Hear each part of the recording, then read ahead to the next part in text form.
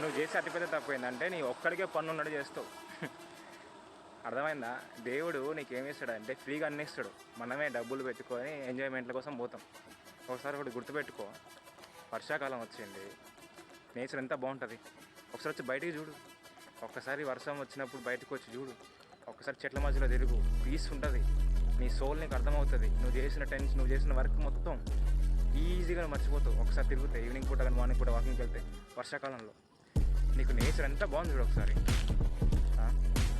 నువ్వే పిచ్చోళ్ళలాగా నీకు వర్క్ ఉన్నట్టు ఇదంతా మిస్ చేసుకొని రూమ్లో కూర్చొని ఎంతసేపు ఉంటావు. బయటికి రా, నలుగురితో మాట్లాడు, మస్తు ఉంటుంది లైఫ్. అర్థమైందా? కమ్యూనికేషన్ కూడా పెరుగుతుంది నీకు.